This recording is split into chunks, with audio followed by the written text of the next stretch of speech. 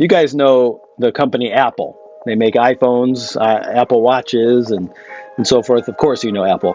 Well, back in 1997, Steve Jobs introduced everyone at Macworld Expo to the new slogan Apple would take on for years to come. Think different. Now, this wasn't just a slogan. It was who Apple was. He was redefining Apple, what they did, and what set them apart. So think different was not just simply a slogan. It was both a vision and a mission that he was putting Apple on, that he wanted everyone to know that this was who Apple was. If we want to make lasting changes in our own schedule, then we need to have a plan. We need to have a vision for the mission that drives us to give us purpose. The type of personality I have is I like to power through my day. If I need to hammer something out or get through it, or I have a few days like that where I know it's going to be very intense, I put my head down and I power through, and I get to that point where it doesn't matter what else is happening around me. I want to accomplish that goal and that task. That's good in one hand, but in the other hand, not so much, because then I get burnt out, or it can lead to burnout if I have too many seasons of that back to back to back. Steve Jobs also said that he's just as excited with the things Apple said no to, the different projects that they rejected, as he was about the things that they accomplished. So I think by saying no, it gives us more room and more space to be innovative and be creative. In his book, What's Best Next, Matt Perman gives us a 50,000-foot view of what it actually means to be productive.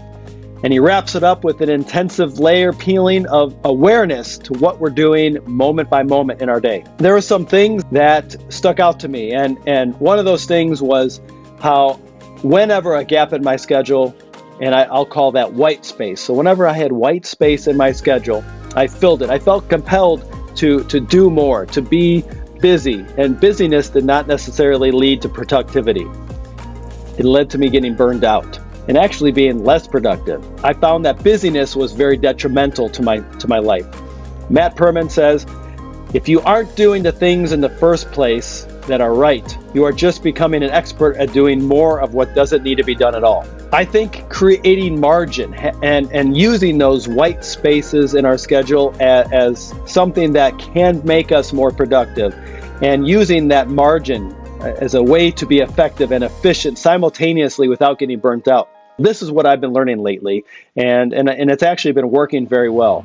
I'm getting to be okay with saying no, because what I see is that it gives me more opportunity for the things that help me become who I'm supposed to be, and it gives me more creative outlets, like doing this and sharing my thoughts with you. So saying yes to things is not always good, and not all good things are the things that God wants us to be doing either.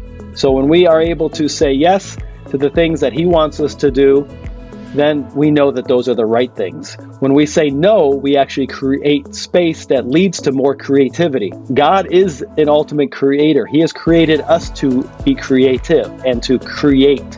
And we are all called to create in some way. Everybody's different in that. That's all I have for you today. I hope that helps. I'm going to quickly throw some edits on this video, load it up. You're obviously watching it. And I am going to walk with my wife to enjoy our time together. Have a blessed day. I'll see you next time. Funny how the story goes, little hope but bigger dreams. They try to bring a sucker down, singing louder than the crowd.